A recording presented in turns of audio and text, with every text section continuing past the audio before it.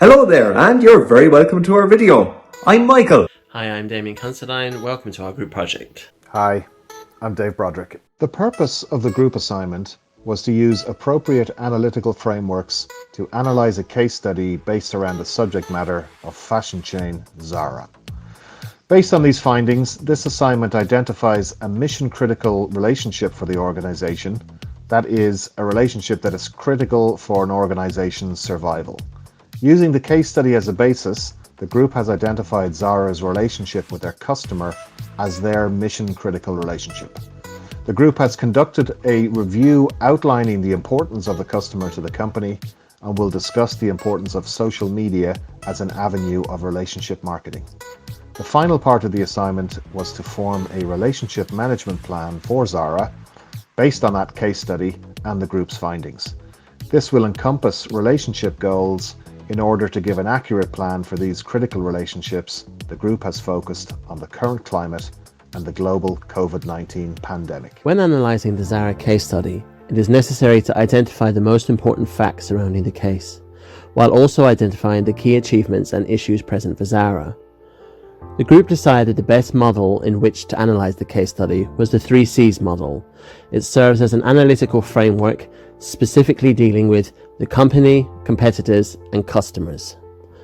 To begin first with the company, it is the first C about understanding the operations of Zara as a company itself and determine its financial stability. Zara has succeeded in bringing shoppers affordable fashion, a skill which has been indebted to its e-commerce strategy. They use customer insights to create new lines and modify existing collections. Zara values customer feedback above all else. For example, in the case study, the mention of the pink scarves or monitoring clothes that were tried on but did not result in a sale. Zara views the customer as a co-creator and uses online feedback influences production of the next collection. Zara has 7,412 outlets worldwide. In response to the current global COVID-19 pandemic, stores have been closed, arising from increased online shopping sales. From the skies over Dublin city centre, the impact of the request to stay at home is evident.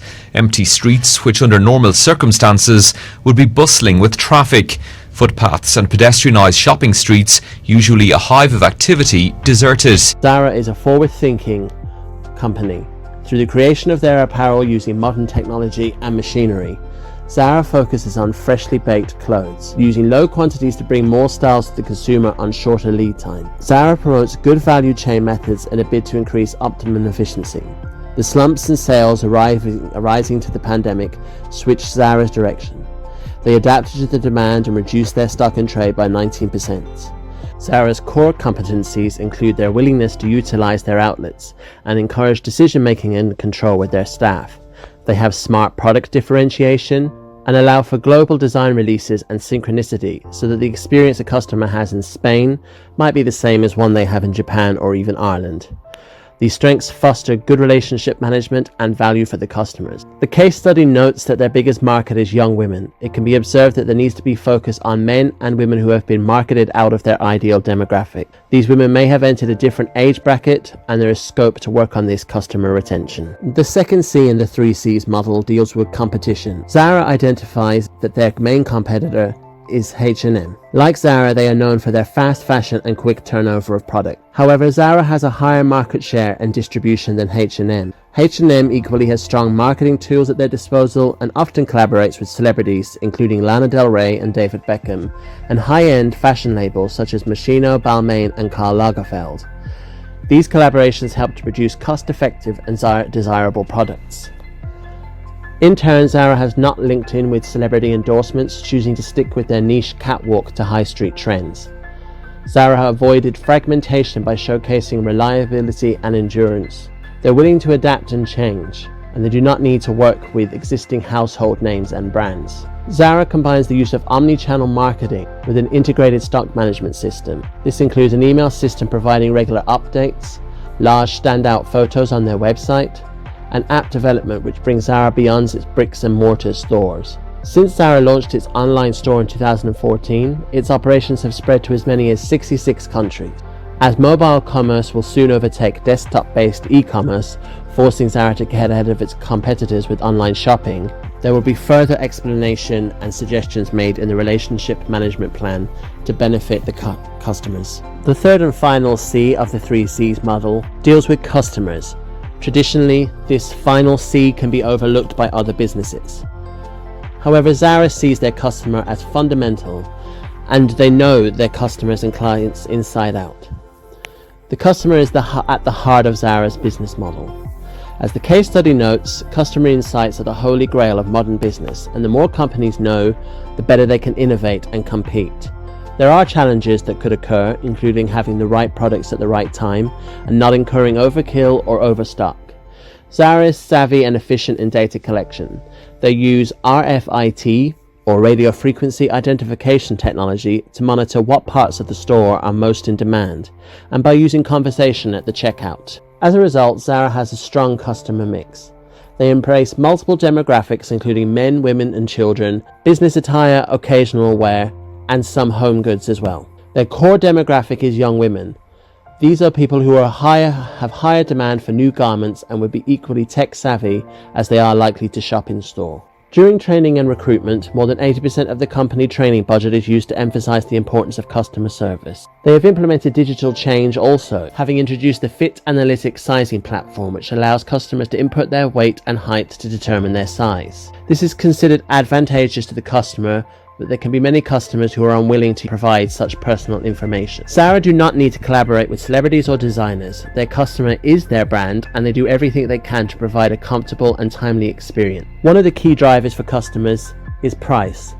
The Zara provides affordable clothing without appearing cheap, and this is just another of the key indicators in this B2C relationship that keep the customers coming back to Zara. Thanks for that, Damien. As discussed earlier, the customer is at the heart of the business model that provided by Zara. It's their mission critical relationship, and they try to appeal to a broad market given their wide interest in many forms of clothing and homeware. Now, Zara's main demographic has been identified as young women, and there are examples of social media influencers taking on the appeal of Zara's new markets, and even one dress has its own Instagram account. And this proves that Zara knows how to deliver clothing that appeals to their consumers' base.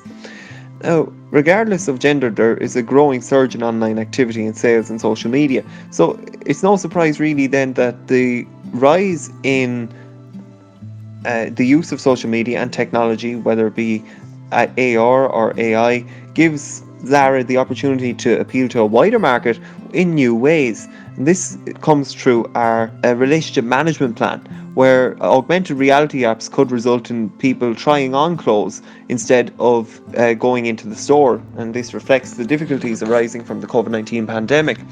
Augmented reality also reflects how there has been a rise in social media with the use of video. The lobby has been quick to react to the TikTok craze of short videos, and they entice customers to shop the top brands based on short videos of influencers modelling clothes. Now, while Zara hasn't collaborated with influencers before, it may be a timely opportunity to collaborate with Irish stars including Tommy Bowe, Paul Galvin or Greg O'Shea. These have all come from different industries, and they have all managed to collaborate with the fashion industry in a successful fashion. So Zara may improve its base by looking towards its social media strategy and become more active, because previously it's been noticed that they're not as active on and they primarily provide informational updates on their social media platforms. Now, it's been previously noted that Zara focuses on the 4 E's style of marketing: experiences for the customer, exchange with the customer, evangelism through the customer, and being every place for the customer. However, with the real-world uncertainty arising from the pandemic, this may not be sufficient to get them through the coming years. And as we've seen there, billions have been invested there by Zara in their digital strategy. So while money can be invested, it's important that the right relationships are struck with the customer as the company evolves through the pandemic. Our spending, buying and prioritization habits have changed as a result of this pandemic, and Dwyer et al. in a 1987 study notes that there are 5 observable spokes that represent the life cycle of critical relationships. And so Zara has the opportunity to maintain and review this life cycle and to avoid negative experiences during the transitions which may lead to dissolution. And so I hand it over to Dave to take us through those 5 spokes. Thanks for that, Michael. And so the first stage of the life cycle is awareness, where Zara acknowledges their need for customers and actually sets about capturing them. At this point, an invitation is made to the customer to respond by forming an opinion of the company. The second stage, exploration, is the information seeking stage, a customer decision point around whether Zara serves as a viable outlet for their customer or not. Dissolution can immediately occur at this point if a customer decides that Zara is not a good option for their needs. During the exploration stage, both parties need to weigh up the options of the exchange, the sale or the purchase. For the customer, a positive experience at this point will encourage return visits. Zara's speedy delivery of new fashion collections provides an invaluable customer experience, which results in regular customers paying as many as 6 visits to a store during a year. Zara's secret store development in Spain focuses on minimalist store experience while placing new items near the entrance to constantly appeal to the young consumer. That sense of Zara's invaluable customer experience arises from Zara's tendency to combine time, money, and convenience when considering a product's offering. The consumer derives value when these 3 desires can be combined well instead of emphasizing just the product-price combination. The third stage of the life cycle is expansion, where one observes an increasing reliance between both parties as their relationship becomes mutually beneficial. This growing bond culminates in the critical 4th stage, which is commitment. At the commitment stage, the customer is implicitly a regular in the eyes of the organization.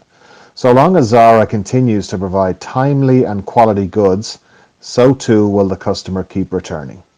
The 5th and final stage in the life cycle is dissolution, where there is potential for the customer to become disengaged for one reason or another. A decrease in quality, poor customer service, or indeed a break in the relationship can lead to a greater loss in the long term. Both parties need an observable return on investment for dissolution to be avoided. Ultimately, the length of each phase can vary due to cultural and social change.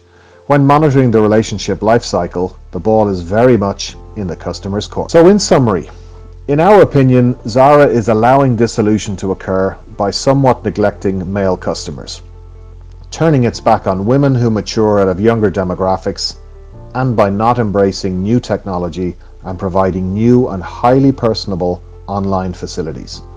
Ultimately, with no end in sight to the COVID-19 journey, what will no doubt remain is the need and demand for online shopping and other forms of digital commerce. It may be a long time before in-store shopping returns to what it was before, and therefore active measures are required right now to ensure that the customer feels valued and provided for, even if that means that they are shopping and trying on clothes from the comfort of their own home. These efforts will both strengthen and future-proof the relationship overall between Zara and their customer base. And thank you very much for watching. Thanks a million for watching. See you soon. Thanks so much for watching, guys. Really appreciate it. Bye-bye.